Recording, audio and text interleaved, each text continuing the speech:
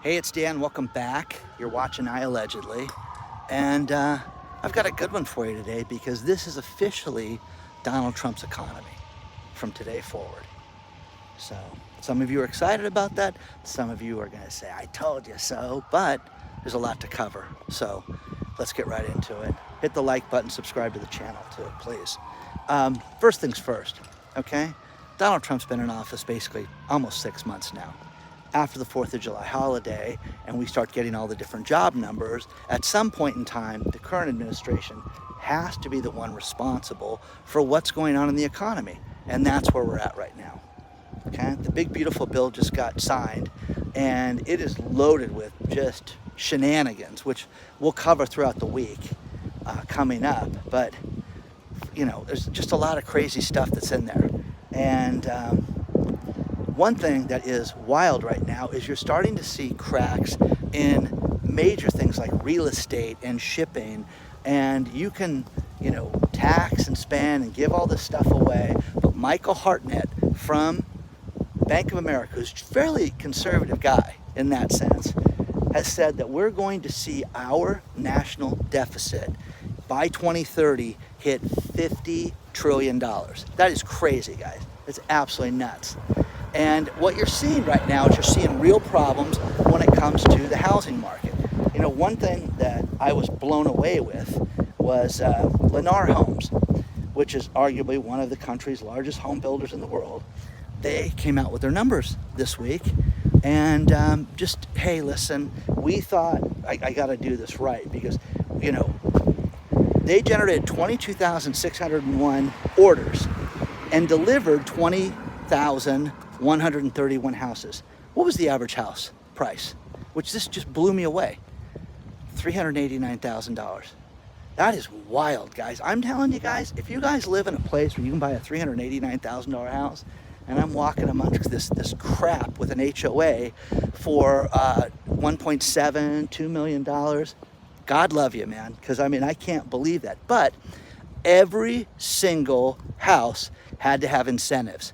How many incentives can you give for new construction before it's too much? Now, I've shown you guys KB Homes and all these different things here in Orange County where they had $930,000 condos that are attached with no backyard, no driveway, no privacy, no nothing. I mean, you might as well live in an apartment building.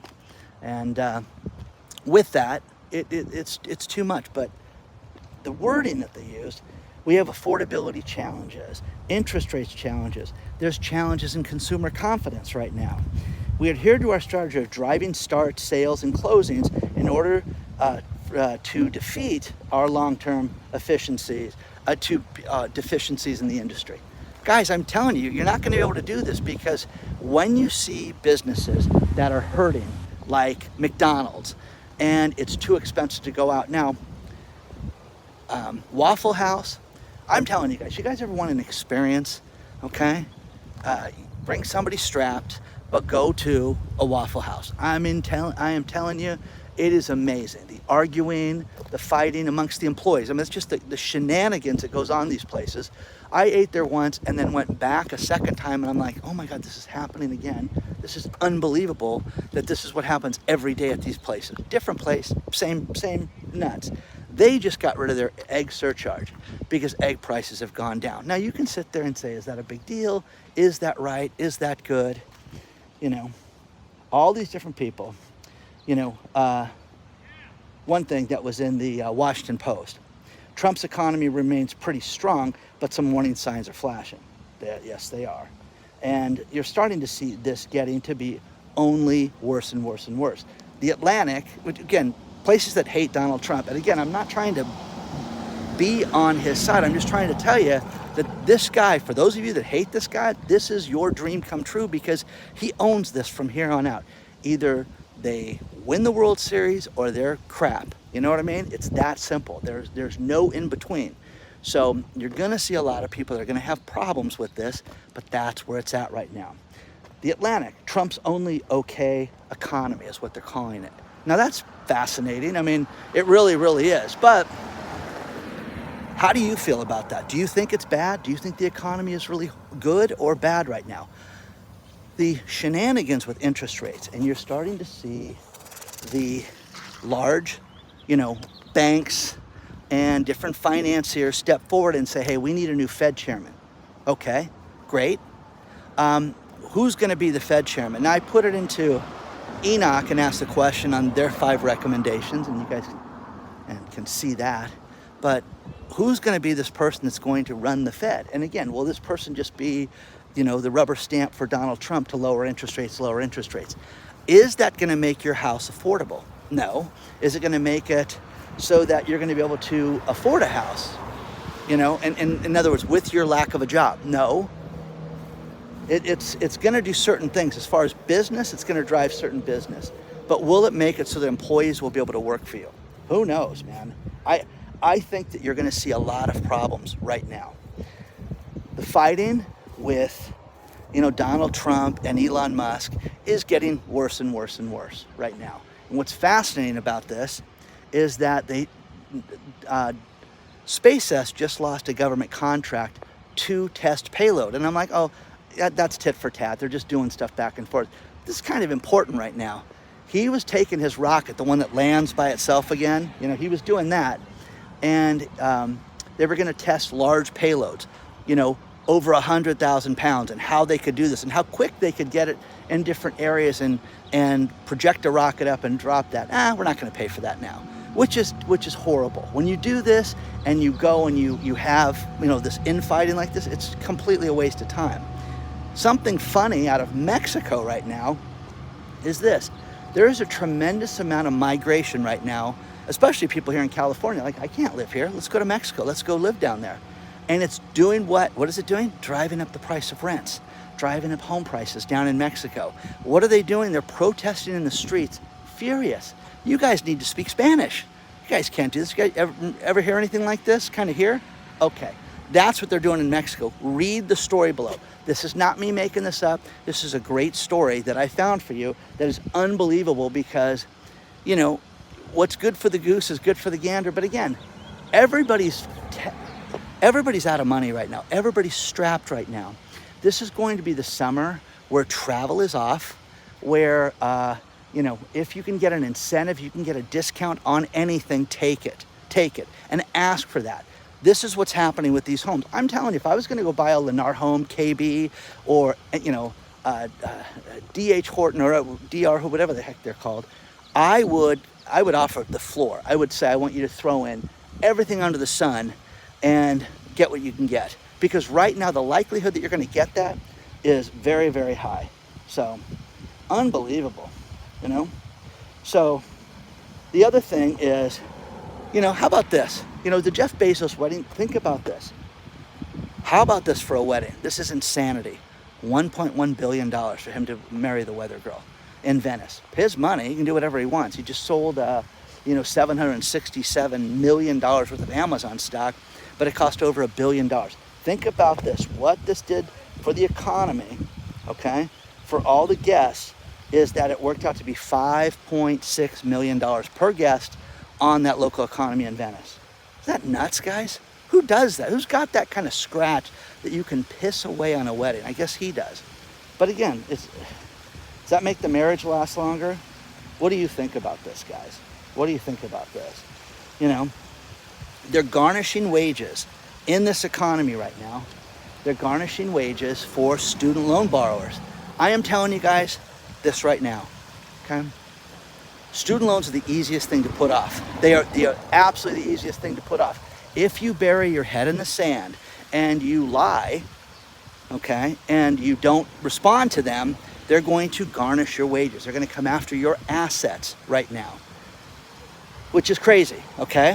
One thing that's sick right now is there are stories of people that are having their Social Security garnished right now.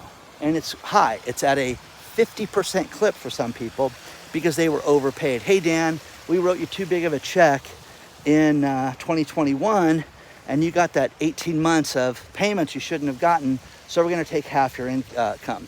I did a story 2 years ago about a woman that had 100% of her income taken, had no family, no job, no prospects to get out of it, and had 20 more months on this. So basically it'd be up by now, where she was having to pay back 100%. Did you guys hear that? It's a golf ball just landing right next to us. So that's nice. So, you know, great article. Like I said, this is Trump's economy now, and this came from QZ Quartz, and I love Quartz. It's a good business magazine. And you know, a few things are upsetting right now with this. Somebody asked me if these were not Canadian geese, if they were our 51st state geese now, if that's what we call them. So, welcome to the United States. You can be our 51st state geese, okay? Anyways, you guys get the gist of it. But there's no more BS talk, no more, you know, the numbers are the numbers. If you believe everything's good, good for you.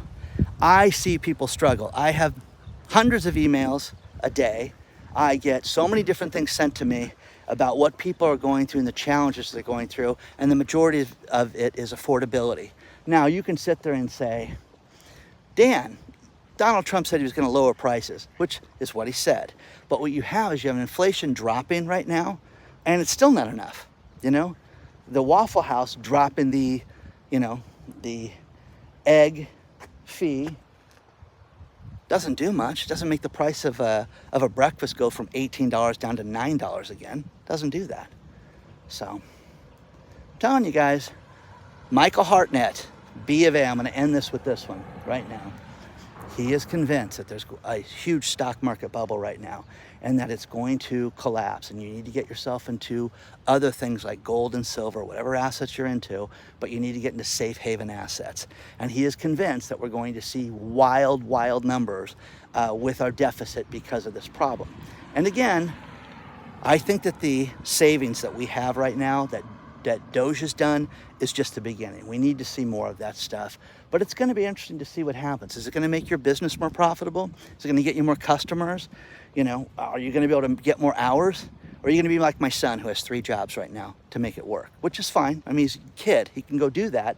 But as you get older and you run out of gas at the end of the day, can't go work another gig right now.